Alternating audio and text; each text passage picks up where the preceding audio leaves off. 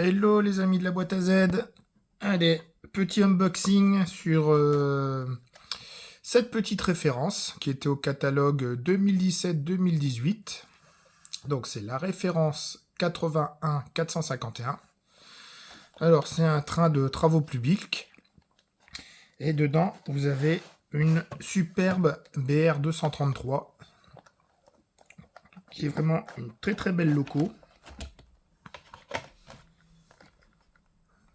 Bon, j'en ai déjà une que je possède, tout rouge, marqué cargo. Celle-là, c'est une identique, mais en jaune.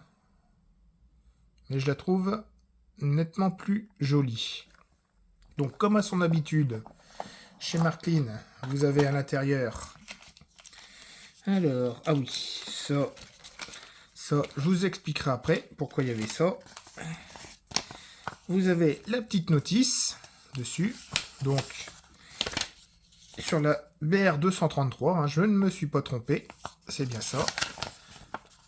Tout ce qu'il y a à faire, à ne pas faire, les transports utilisés, comment la démonter.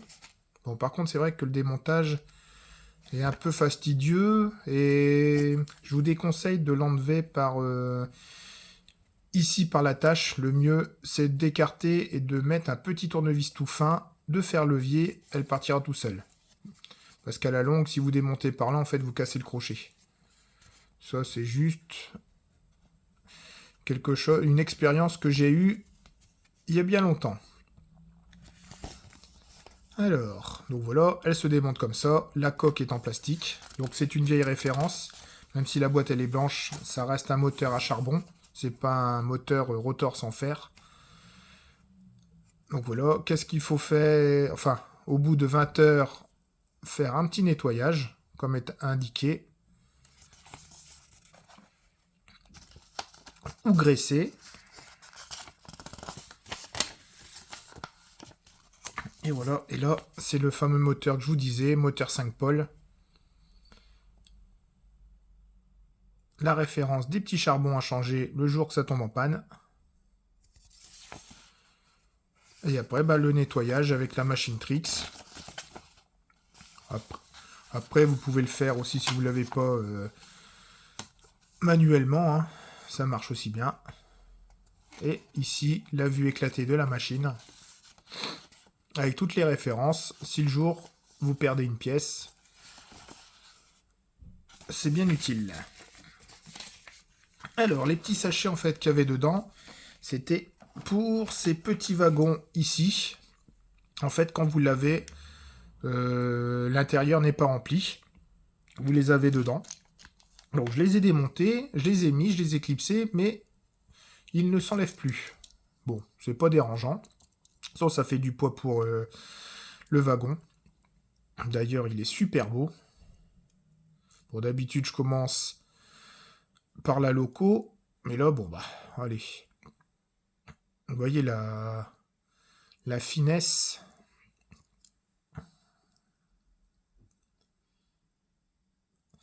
C'est vraiment superbe. Vous en avez un deuxième, ici.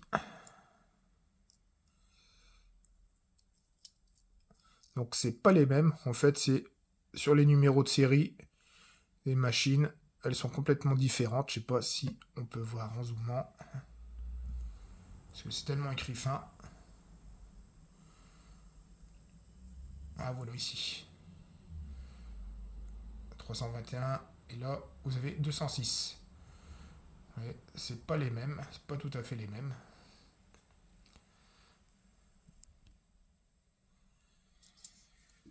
Après, vous avez le wagon de fin. Aussi, il est beau. En fait, vous voyez, c'était comme ça, dans les petits sachets. Donc, dans le grand wagon, soit qu'on peut le coller, mais après, ça rentre plus dans la boîte, si on le colle. Lui aussi, hein, il est super beau. Alors, celui-là, il est tout en métal. Contrairement aux deux autres, qui étaient en plastique.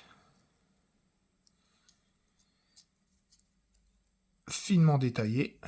Hop, je sais pas si... Hop.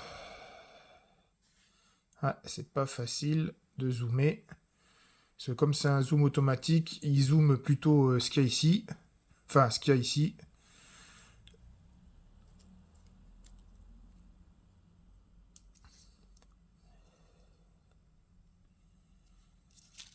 Voilà. Et après, la petite machine. Vous voyez, c'est ce que je vous ai dit. Si je le colle dessus, en fait, le problème, c'est qu'après, je peux plus le faire rentrer dans la boîte. Donc du coup, on est obligé de le mettre comme ceci. Voilà.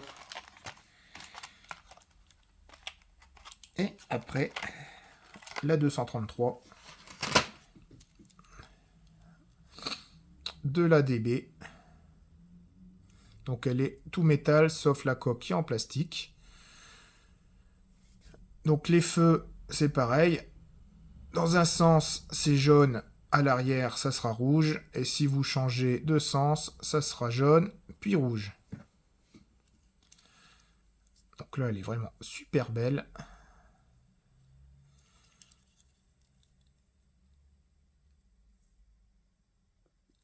Je sais pas si on peut voir là. Hop.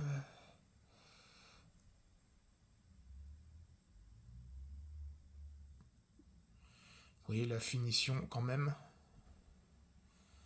Même les petits numéros de série, c'est incroyable ce qu'ils arrivent à faire.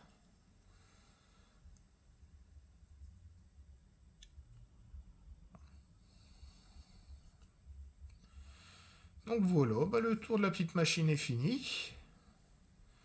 Je vais vous laisser là et le faire aller sur mon circuit. Allez, je vous dis à la prochaine. Au revoir.